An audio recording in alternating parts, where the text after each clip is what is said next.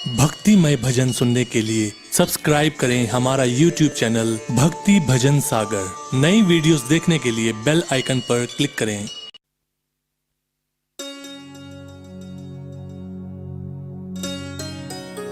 राधा अष्टमी व्रत कथा।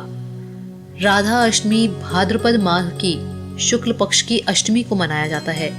शास्त्रों में इस तिथि को श्री राधा जी का प्राकट्य दिवस माना गया है। पद्म पुराण के अनुसार राधा जी राजा वृषभानु की पुत्री थी एवं राधा जी के माता का नाम कीर्ति था।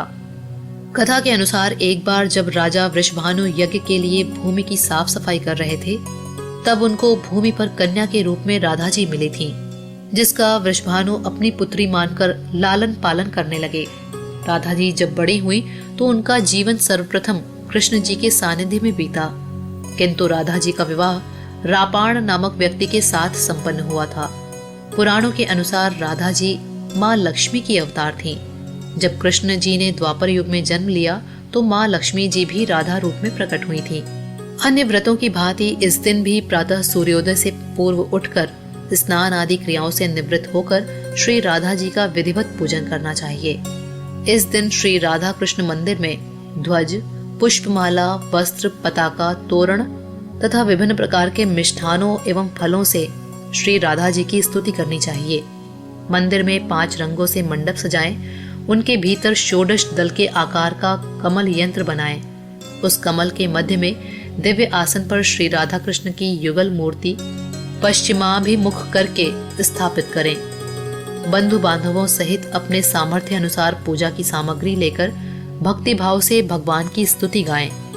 दिन में हरि चर्चा में समय बिताएं तथा रात्रि को नाम संकीर्तन करें। एक समय फलाहार करें, मंदिर में दीपदान करें। श्री राधा कृष्ण जिनके इष्ट देव हैं, उन्हें राधा अष्टमी का व्रत अवश्य करना चाहिए, क्योंकि यह व्रत श्रेष्ठ है।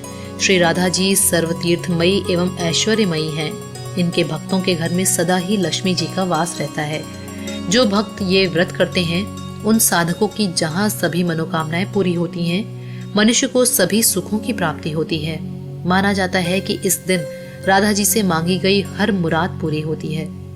जो मनुष्य श्री राधा जी के मंत्र का स्मरण व जाप करता है, वो धर्मार्थी बनता है। अर्थार्थी को धन की प्राप्ति होती है, मोक्षार्थी को मोक्ष मिलता है। राधा जी की पूजा के बिना श्री कृष्ण जी की पूजा अधूरी रहती है। राधा अष्टमी की कथा इस प्रकार है। राधा जी का पृथ्वी पर आना एक सामान्य घटना नहीं है। गोलोक में रहने वाली राधा को एक शाप के कारण पृथ्वी पर आकर कृष्ण का वियोग सहना पड़ा। इस संदर्भ में ब्रह्म वैवर्त पुराण में एक कथा आती है। एक बार राधा गोलोक से कहीं बाहर गई थी। उस समय श्री कृष्ण अपनी विरजा नाम की सखी के साथ विहार कर रहे थे। संयोगवश राधा वहां आ गई। विरजा के साथ कृष्ण को देखकर राधा क्रोधित हो गई और कृष्ण एवं विरजा को भला बुरा कहने लगी। लज्जावश विरजा नदी बनकर बहने लगी। कृष्ण के प्रति राधा के क्रोधपूर्ण शब्दों को सुनकर कृष्ण का मित्र सुदामा आवेश में आ गया। सुदामा कृष्ण का पक्ष लेते हुए राधा से आवेशपूर्ण शब्दों में बात करने लगे। सुदामा के इस व्यवहार को देखकर राधा नाराज हो गई। राधा ने सुदामा को दानव रूप में जन्म लेने का शाप दे दिया। क्रोध में भरे हुए सुदामा ने भी हित अहित का विचार किए बिना राधा को मनुष्य योनि में जन्म लेने का शाप दे दिया। राधा के शाप से सुदामा शंखचूड़ नाम का दानव बने, जिसका वध भगवान शिव ने किया। सुदामा के शाप के कारण राधा को मनुष्य रूप में जन्म लेकर धरती पर आना पड़ा।